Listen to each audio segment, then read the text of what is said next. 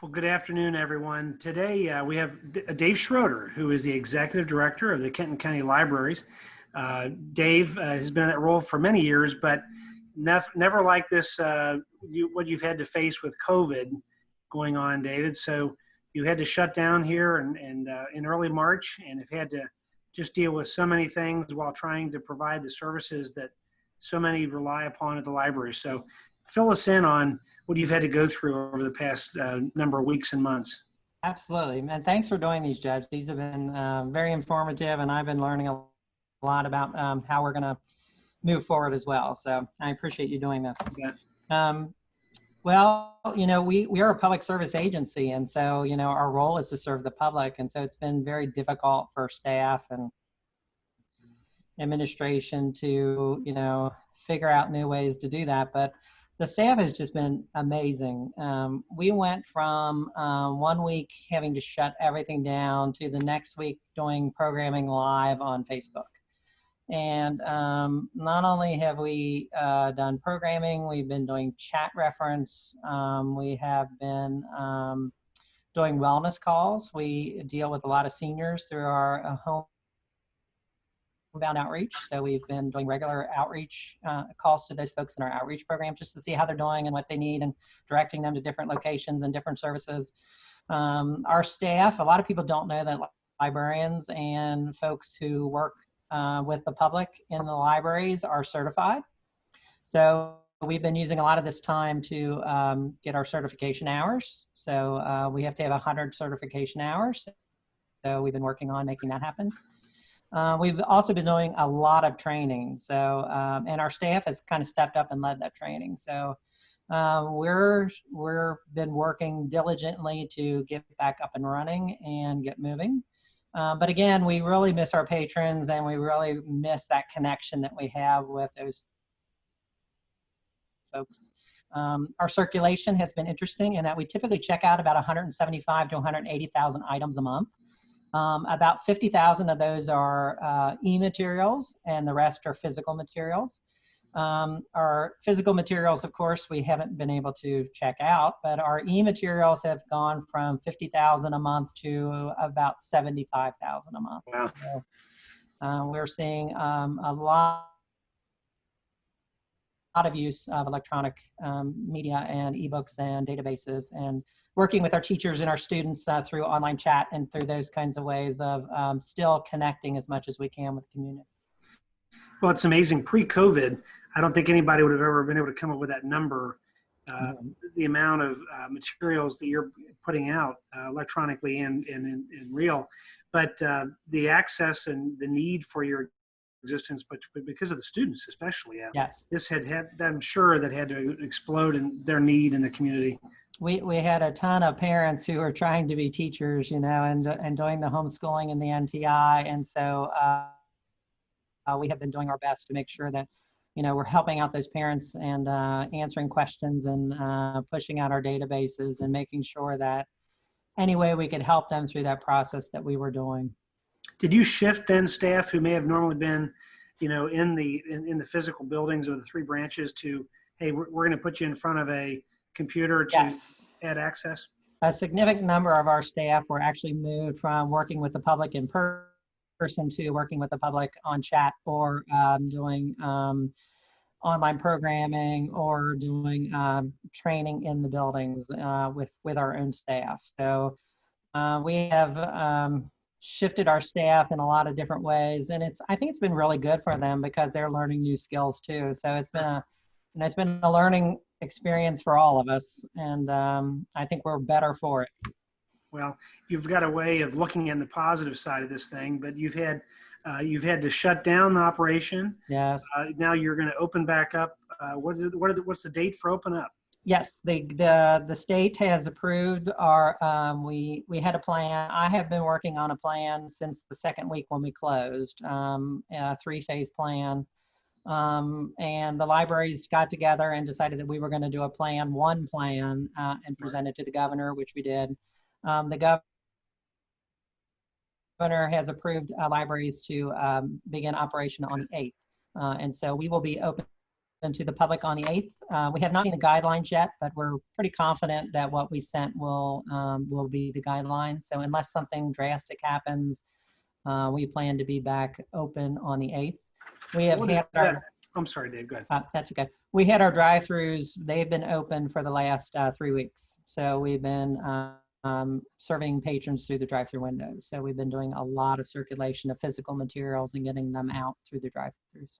So, now if I come back on June the 8th, Yes. what's your sense? I know it's not final, but what are some of the things that might look a little different? Library is going to be a little bit different. The guidelines that we have limit the number of people we can have in the building at any given time.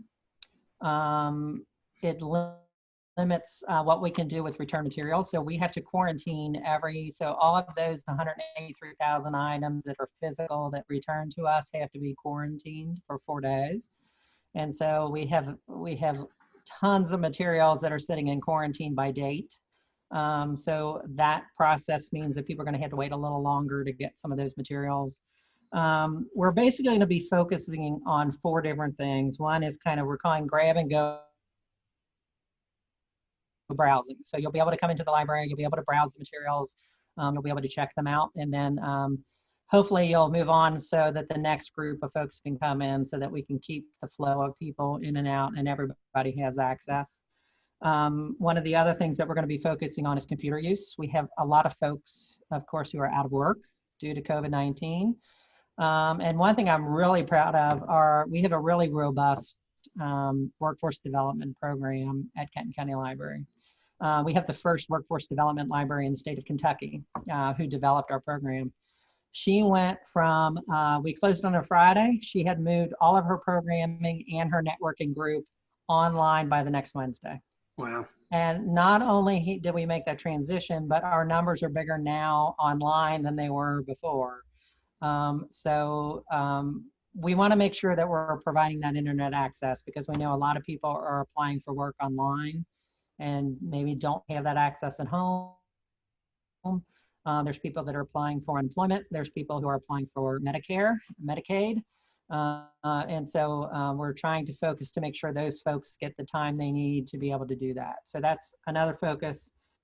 We're going to do the quick ready reference, and our phones will be open up again. So you can either do that in person, you can give us a phone call, or you can do the chat. So if you go to our webpage, you can text us and we'll text you right back with the answer.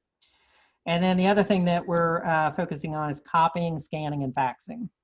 We have patrons that rely on us throughout the year for those services, and a lot of those businesses have been shut down. So we will be focusing on those issues. The buildings will look different in that we're removing a lot of the furniture just to keep, people from sticking around for too long. Again, we're going to have limits on how many people can be in the building. And so we want to make sure that we're getting as many people through the building as possible. The hours will be slightly reduced. We're going to close a little bit earlier in the evenings at 7 instead of 9 so that we can do deep cleanings.